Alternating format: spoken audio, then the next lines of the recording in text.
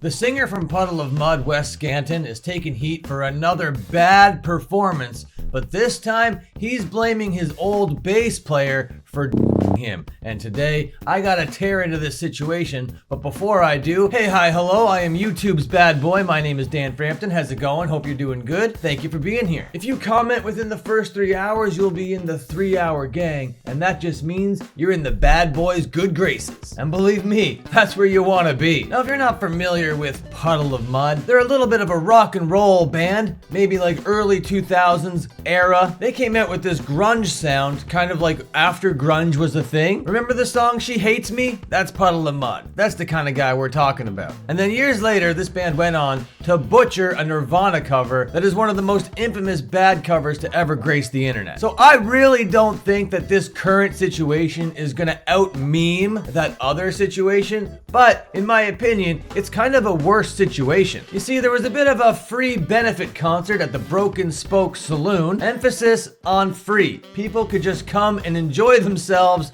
some Puddle of Mudd. They even signed a guitar and auctioned it off for $5,000, and that money went to St. Jude's for kids' cancer research. But on stage that night at the Broken Spoke Saloon, apparently Scantlin, the lead singer of the band, was allegedly stumbling and rambling on stage. And that led to some fans just leaving and causing a little bit of a scene on the internet. Let's just head over to the Broken Spoke Saloon's Facebook page. Yeah, we're dealing with people like in their 50s plus, so all of this stuff is on Facebook. This might be the first time I made a video where I'm referencing stuff directly on Facebook, but here we go. So in this photograph over here, we got Wes Scantlin and the boys posing with the guitar, having a good time with the guitar, signing the guitar. It's all looking pretty good. And you see him pointing at the camera here. This guy looks impaired even in this photo, okay? He doesn't look fit to be in public. This guy doesn't look like he has any sort of capacity to be up there performing in front of people for children's cancer research. This guy. All right, well, you do your thing, bro, I suppose. But it was under this post where people started to express themselves, and express themselves they did. I feel bad for the band. They play such good instruments, and Wes just stumbled and rambled. Good work. Amazing performance put on by everyone except for Wes. Another guy goes on to say, I'm so glad that this was a free show. I'd have been so pissed if I spent my money to see that terrible show. We left after 4 songs. What generosity Wes has. It's for a great cause and all, but unfortunately it's overshadowed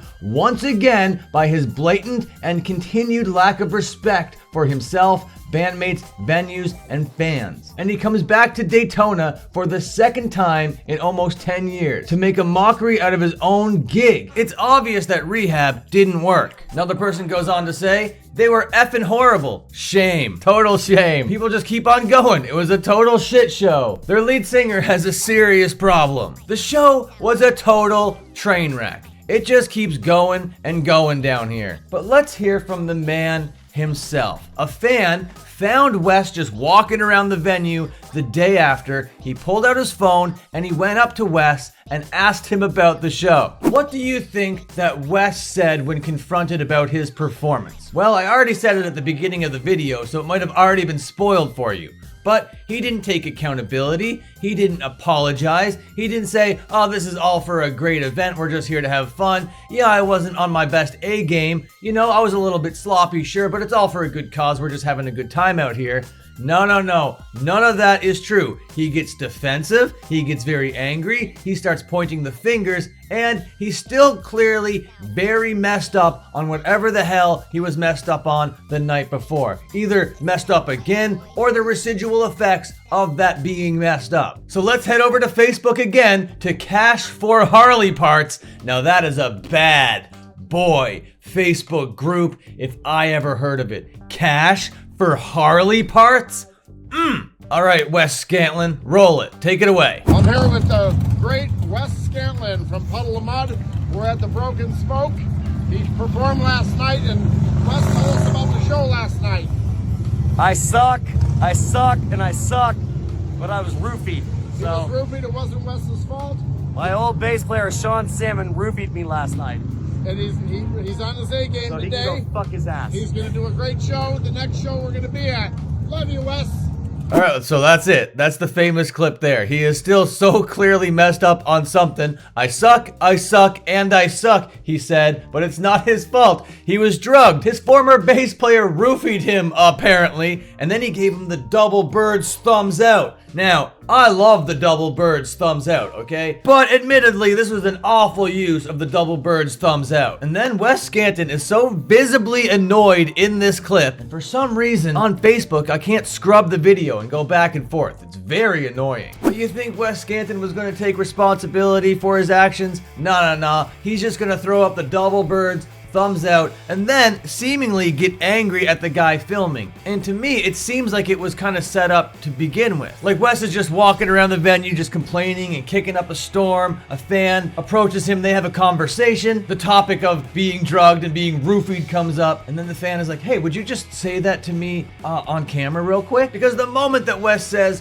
what happened to him last night, the guy filming it goes, you see guys, everything's fine. He's gonna put on a legendary performance tonight. His former bass player drugged him. Everything's cool. Wes is clearly in good spirits here. He's clearly on his A game. He's not losing his mind whatsoever. He's not crashing out. There's no emotional anything going on here. There's no problems of any sort of substance going on here. He is going to be fine to perform tonight. No more double bird's thumbs out. This guy is just going to go up on stage and sing his little songs with his little band. But I don't think that that is the case. You saw the clip. You heard what people had to say about the legendary performance of Puddle of Mudd. It's a very sad situation. It absolutely is. So personally, do I believe that he was roofied by his former bass player? No, I don't actually believe that. I think he's just making excuses and being kind of a little bit loopy and living the life of an addict and just kind of saying stuff. But on the other hand of that, I do believe that the man is an addict and that he needs help and that it's not fun to just like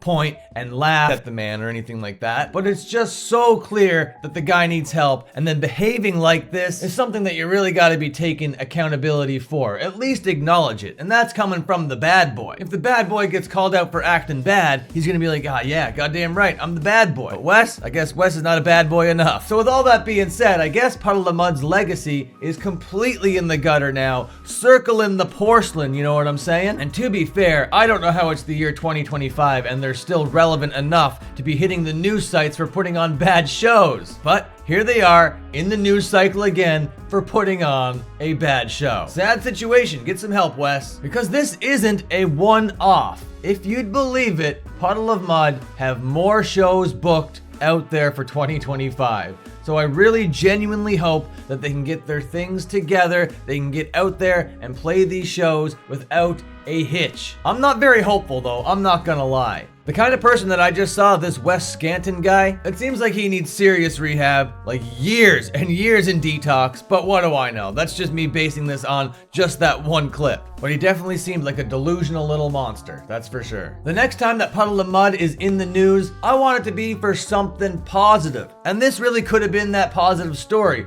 Signing that guitar, auctioning it off for $5,000, it going to cancer research for the children. The children don't need to be bad boy baldies. Leave that for me. So I'm gonna get out of here right now. Thank you so much for watching. Goodbye, see you later, and have a good one.